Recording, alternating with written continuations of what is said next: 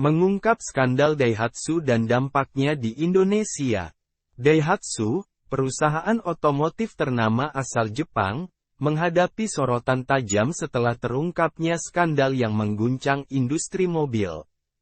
Kronologi peristiwa ini membuka sisi gelap dalam proses produksi mereka, yang akhirnya berdampak pada beberapa model mobil lainnya.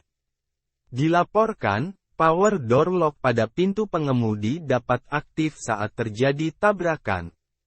Sebab, verifikasi pengoperasian kunci pintu tidak memadai jika terjadi tabrakan samping.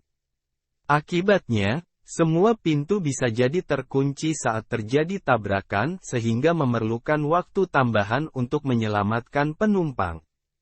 Daihatsu tengah mempertimbangkan perbaikan massal alias recall sekitar 320.000 unit kendaraan.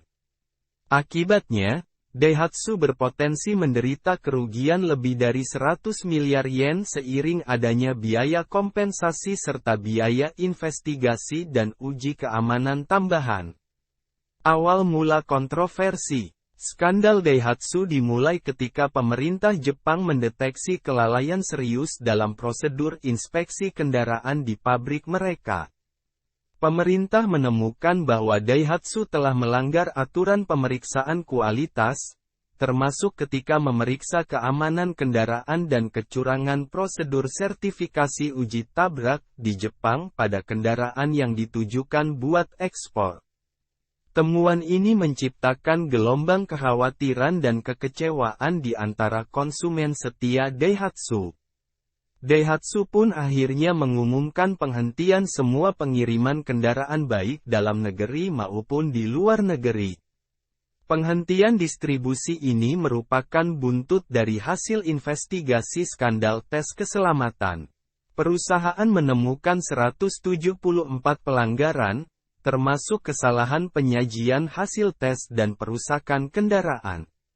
Dari kasus ini, 64 model serta 3 mesin terkena dampaknya. Anak perusahaan Toyota ini, mengakui pihaknya memalsukan hasil uji keselamatan mobilnya selama lebih dari 30 tahun dan telah menghentikan produksi dan pengiriman mobil di Jepang. Jumlah penyimpangan prosedur ditemukan sebanyak 174 kasus, 28 kasus jenis modifikasi dan penyesuaian yang tidak tepat, 143 kasus jenis pernyataan palsu, dan 3 kasus jenis manipulasi data asli. Penyimpangan prosedur diketahui awal pertama terjadi pada 1989. Jumlah penyimpangan prosedur telah meningkat sejak 2014. Fakta menunjukkan Daihatsu melakukan dan melanjutkan penyimpangan prosedur secara terorganisir, seperti para eksekutif di tingkat manajer departemen dan direktur ke atas.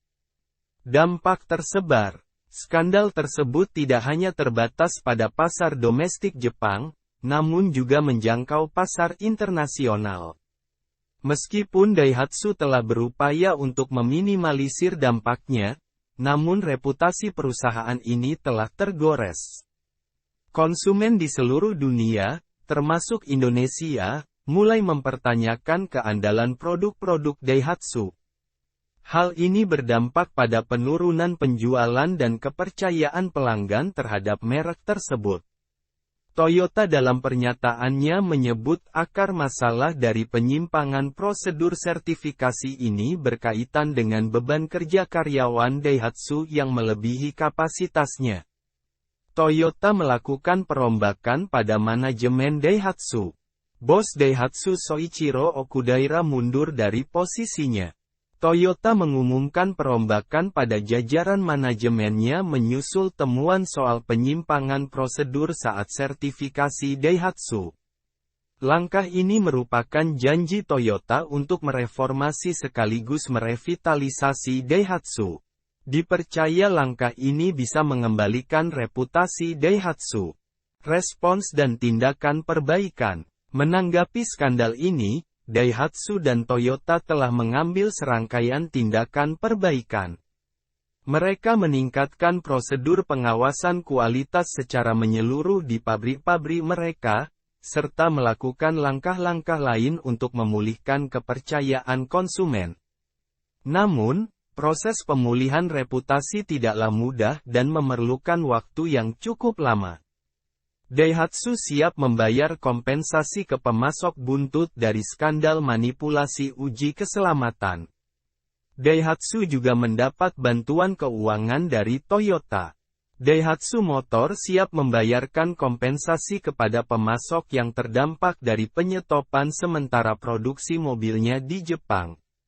Dijelaskan Daihatsu telah mendata sejumlah pemasok yang menderita kerugian akibat skandal tersebut. Pembelajaran dan harapan ke depan.